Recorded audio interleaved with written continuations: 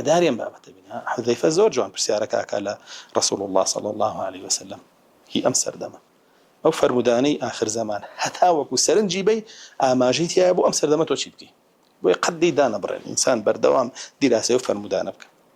ئەفەرمێ حوذەیفە ڕەزا و ڕەحمەتی ئەڵڵای لێ بێ ئەگەر گەشتمە سەردەمی مسلمانان نە جەماعەتیان نەبوو نە ئیمام چی بکەم؟ هەر حیزب بوون، هەر گروپ بوون، چی بکەم؟ باشە بۆچی جەماعەت و ئیمامیان نییە لە کاتێکەوە هەموو گروپیانەیە؟ کەس ئەم پرسیاری لە خۆی کردەوە بۆ ڕێیانەیەن گروپ و حیزبیانە بێ بۆ ڕێیان نایان جەماعەتێک و ئیمامیکیانە بێ. بۆچی؟ لەبەر سیستمەکە سیستمی دیموکراسیە. رسول الله باسیەوە بۆ حوذەیفە ئینسانێک عەقلیە بێت یەگالی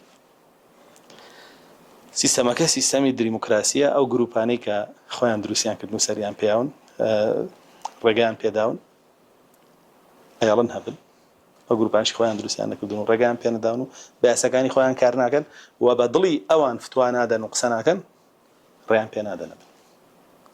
لەبەر سەردەمەکە دیموکراسیە بۆیە فیرقە هەیە گروپێ رسول الله صلی الله علیه و سلم پێ فەرمێ چی فیرقە هەیە گروپێ بەس جەماعە و ئیمام نییە. جەماعە چییە؟ منهەجی سەحابەیە. ئیمام کێ؟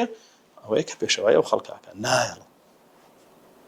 نایەڵ بە هیچ شێوەیە ئەو منهەجە پێشەوایەکە بێ و خەڵک لە دوایەوە بێ هەموو شێوەیە ئەگرن ئەبڕن دەرسی لێ مەمنوعەکەن کاری لێ مەمنوعەکەن چاودێریە خەنە سەر نایەڵن کۆڕ و کۆبوونەوەی هەبێ ڕۆشتن و هاتنی هەبێ ئەوە جگەلەوەی بە هەموو شێوەیە بە ئیعلام ناشرینیەکەن و هجوومەکەنە سەری و قسەی پێەکەن. باشەوە قاعیدە بەلەلا جا جەماعە و ئیمامیان نییە بەڵام فیرەقیان زۆرە.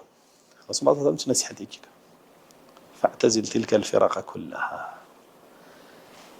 اگر جماعه امامیان نبود لو فرقانه همی دور کار یعنی او فرقانه ديمقراطي ری پیدا اون تو له همیان دور کار ای چی بکم ولو ان تعض باصل الشجره داس بقربه رقي دارك شيء توحيد علماء وافرم اصلها ثابت وفرعها في السماء فرمون توحيدا عندك كثير على القران والسنه التوحيد ايش يا توحيدي مرسله يا توحيدي مرسله كلا اله الا الله محمد رسول الله قرآن والسنة لا إله إلا الله محمد رسول الله. روايتك أبو داود بجواني بيفرمي تعلم كتاب الله واعمل بما فيه. فيري كتاب الله بو كاتب بوي كتيادي. فيري كتاب الله بلا قال شيء فيري بي. تفسير الرسول الله صلى الله عليه وسلم وأنزلنا إليك الكتاب لتبين للناس ما نزل إليه. جاء في مكارش بك. تو بس بورز قاعد. حتى ما شاك بوي باشترين شدوية كيستو أصلي شجرة قبل عقيته. توحيد وسنة. خوش دستي بيو بقري. فيري خلقي. باشا. ولم سردما كنايلن تو خلق لدور بيو دابنيشي لدرس دوره باشكرا فيري ان كيتو مدارسها بيوشتها بيوغو اوانيتر يوتيوب دانيو خلق خوي لسوچ كافيري ابو ما حسابي وانا ما ميكدو اسلو فرمودانا رشد شوني كتابت ما نبوا او خلق لما كوب اتو مدرسه بوا سر شوازي كتاب بوشتي كتاب والله ما يوتيوب باشترينش كاز نو بينه كاز نو ناسه لما لك خوي على سوچ كافير